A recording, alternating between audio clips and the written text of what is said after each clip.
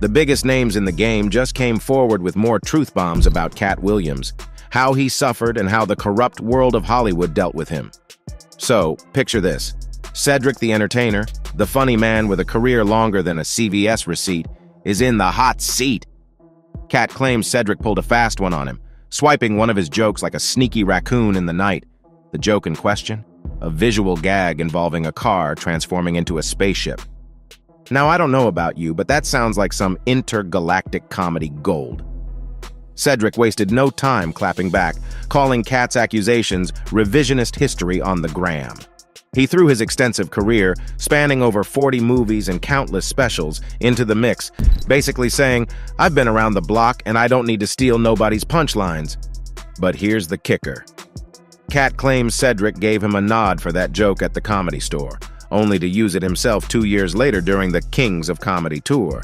Now, I'm no detective, but that sounds like a classic case of who wore it better in the comedy world. And here's where the plot thickens, my friends. The joke, a visual masterpiece involving mimicking driving motions and exaggerated moves, appeared in both of their acts. Katt did his version on Comic View in '98, while Cedric showcased a similar routine in Spike Lee's The Original Kings of Comedy in 2000. Coincidence? You decide. Now I can practically hear you saying, "What's the big deal? It's just a joke." Well, in the comedy realm, it's like the Wild West. Accusations of joke theft can turn into a full-blown showdown quicker than you can say, "Yeehaw!" The line between inspiration and imitation, blurrier than your vision after a night of one too many cocktails. But wait, there's more. Gary Owen, another name in the comedy game, stepped into the ring with his own tales of Hollywood antics. Katt spared him during an explosive interview on Club Shay Shay, and Gary spilled the beans on his own career roller coaster. Picture this. Katt Williams throwing shade about joining the Illuminati, pointing fingers at Ludacris.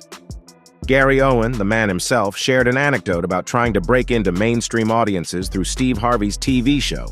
Instead of the red carpet, he found himself doing backstage voiceover work. Ouch, right? And get this. Owen pocketed 4 times more cash from 3 episodes of Hip Hop Squares hosted by D. Ray Davis than 2 weeks of hustling with Harvey. That's Hollywood for you, folks. Unpredictable as a cat on a hot tin roof. Owen didn't stop there. He spilled some tea about Ricky Smiley, claiming the man wasn't all sunshine and rainbows during the filming of Friday After Next. Allegations were thrown around like confetti, and suddenly Hollywood seemed like a bigger circus than the Big Top itself. And what's this vague reference to #Me Too movement encounters with a Hollywood executive? Owen hinted that it might have hindered his rise to stardom. But hey, he made it clear, no compromising integrity here. Now let's circle back to Katt Williams, the maestro of mayhem. He's pointing fingers at Ricky Smiley, Cedric the Entertainer, Steve Harvey, and even Kevin Hart.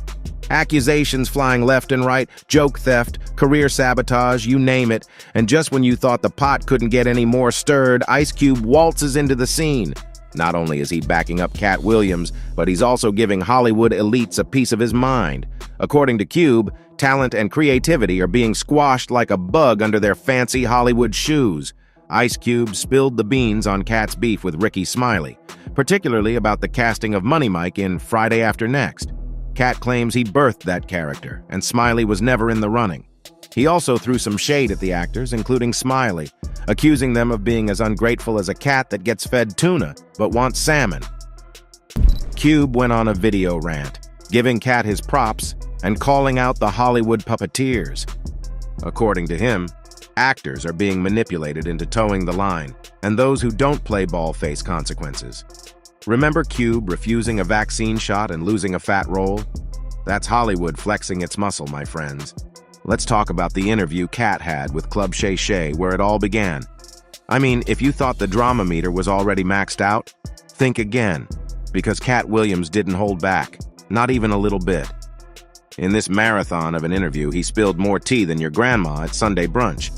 Katt kicked things off with some serious shots fired, praising Shannon Sharpe for giving him the platform to drop truth bombs left and right. And oh boy, did he drop them. He went straight for the jugular, calling out Kevin Hart like it was nobody's business. According to Katt, Kevin's success wasn't built on hard work and talent, but on scripts that once sat on his desk, waiting to be picked up like yesterday's leftovers. In 15 years in Hollywood, no one in Hollywood has a memory of a sold-out Kevin Hart show, there being a line for him, ever getting a standing ovation at any comedy club. He already had his deals when he got here. Have we heard of a comedian that came to LA, and in his first year in LA, he had his own sitcom on network television and had his own film called Soul Plane that he was leading? No. We've never heard of that before that person, or since that person, Williams passionately asserted. But the accusations didn't stop there. Williams went on to take aim at Cedric the Entertainer, leveling claims that Cedric pilfered one of his jokes and questioning his comedic prowess in the process. Cedric sitting here telling you why he ain't a movie star. He over here looking like a walrus. He can't even get his arms off his stomach. Sitting over here, why I'm not a movie star. He never wrote anything. Remember, when Cedric the Entertainer starts, he's supposed to be singing, dancing, and telling jokes. That's why he's called the Entertainer. We found out he can't sing, can't dance, and doesn't write jokes, Williams boldly declared. Williams didn't shy away from confronting the industry gatekeepers either, challenging the notion that there were no gatekeepers while pointing out certain individuals who continued to control access and opportunities. They tell you there's no gatekeepers, but we keep seeing the same person open the gate. Didn't Kevin let Tiffany Haddish in? What do you mean ain't no gatekeepers? There's 100 gates out here. Everyone I seen got a keeper, Williams remarked. As the interview unfolded, Williams took an unexpected turn, recounting a troubling encounter with Harvey Weinstein. He claimed that Weinstein made inappropriate advances towards him, detailing the discomfort he experienced in that situation. They canceled me for talking about Harvey Weinstein before the thing came out. But he offered to suck my penis in front of all my people at my agency. What am I supposed to do? He did all of that. I'm thinking I'm the only black person on the script. I get there. It's 3 other black guys on there. Huh. I told him no. What y'all do? Williams revealed. Williams didn't spare Steve Harvey from his scathing critique either, challenging Harvey's narrative of success and accusing him of fabricating stories about his career. According to Williams, Harvey ceased doing stand-up not because he had 7 TV shows, as Harvey claimed, but because he lost a comedy battle to Williams in Detroit. You couldn't be a movie star. There are 30,000 new scripts in Hollywood every year. Not one of them asked for a country bumpkin black dude that can't talk good and look like Mr. Potato Head, Williams asserted. Ricky Smiley also found himself in Williams's crosshairs, with Williams alleging that Smiley's role in Friday After Next was initially intended for him. Williams dismissed Smiley's statements as falsehoods, even going as far as to include a clause in his contract stipulating that he wouldn't work with Smiley again unless he wore a dress in the movie. He was so egregious, I put in my contract that I wouldn't work with Ricky Smiley again unless he's in a dress. Now, what was Ricky Smiley's next movie? Was it First Sunday? Did he wear a dress in it? You bet he did. It's in my contract. That's where he's a believable actor. Him and Tyler Perry can't play a man to save their life. They play good women, and I believe the best actor should be in the best role, Williams claimed. The interview continued with Williams addressing various other comedians, including Faison Love, Michael Blackson, and Chris Tucker, each receiving their share of critique and commentary. I only put on comedians that are funnier than me.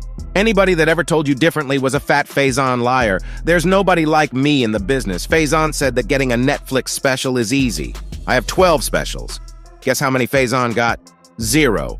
Why is he allowed to have conversations about real stand-up people? We do not let people who are on the juice discuss real athletes, Williams remarked about Faison Love.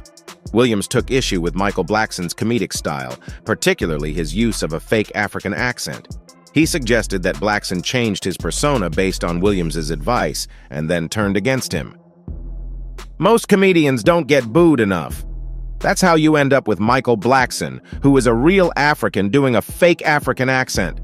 If you're the African king of comedy, sir, there's actually comedians in Africa doing comedy. If you're gonna say that, you gotta go to Africa and get a school. You gotta put in some work. And these guys, they take my advice, they change their whole persona, and then they hate me for it, Williams claimed. The interview wasn't without its controversial moments, particularly when Williams discussed individuals like Kim Kardashian, Wanda Smith, Jonathan Majors, Taraji P. Henson, and Joe Rogan. His remarks about women, use of derogatory language, and opinions on mental illness sparked criticism and backlash. But here's the thing. Katt's interview wasn't all sunshine and rainbows. Some of his remarks about women and mental illness stirred up quite the hornet's nest. And rightfully so. It's one thing to speak your mind, but it's another thing entirely to cross the line. So what's next for Katt Williams? Only time will tell. But one thing's for sure. He's not going down without a fight. And as for the rest of us, well, we'll just have to sit back, grab some popcorn, and watch the drama unfold like it always does in Tinseltown. Until next time, folks, stay tuned and peace out.